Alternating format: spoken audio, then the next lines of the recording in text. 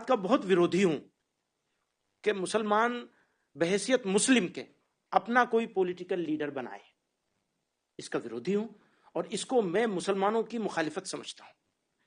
मैं उनको बहुत अच्छा आदमी मानता हूं असदुद्दीन ओवैसी साहब को, लेकिन यहां पर मैं उनसे बिल्कुल डिसएग्री करता हूं कि वो मुसलमानों के इंडियन मुस्लिम्स के पॉलिटिकल लीडर बनने की कोशिश कर रहे हैं। इसको हम कामयाब होने नहीं देंगे किसी कीमत पर, बिल्कुल नहीं होने देंगे। आप हैदराबाद के पॉलिटिकल लीडर बन जाइए, वो ठीक है, मुझे वहां तक भी मंजूर है कि वो आंध्रा और तेलंगाना के बन जाए, इससे आगे नहीं जाना चाहिए, महाराष्ट्र में नहीं आना चाहिए, बिल्कुल नहीं आना चाहिए।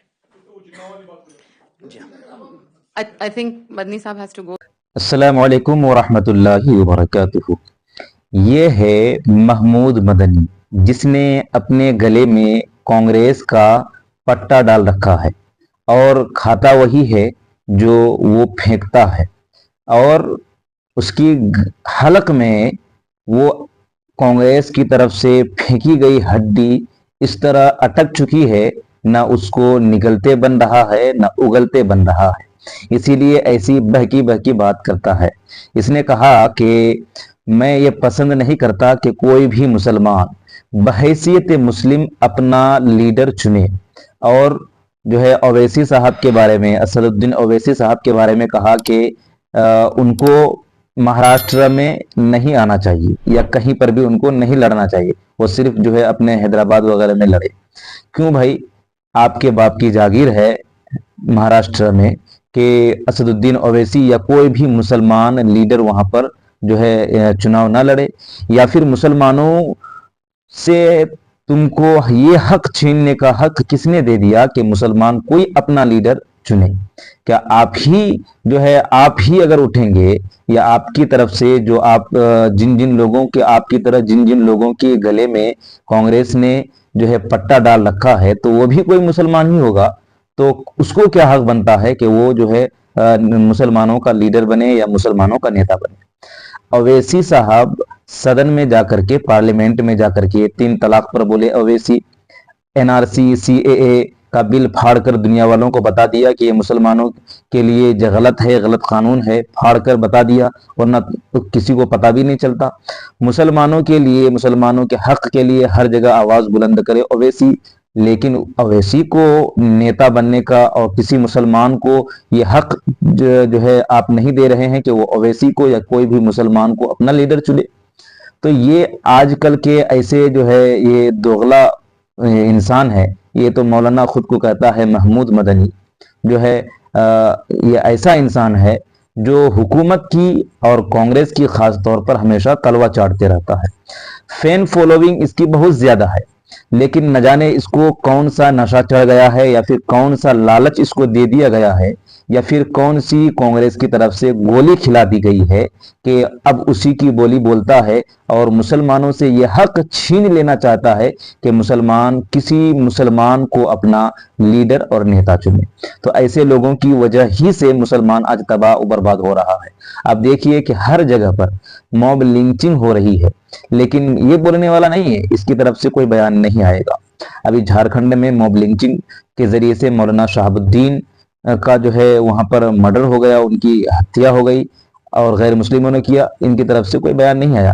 ओवैसी बोले, ओवैसी की पार्टी के लोग बोले, मुसलमान बोले, आलिम बोले, लेकिन ये सिर्फ जो है इस तरह की बहकी बहकी बहकी बातें करते हैं।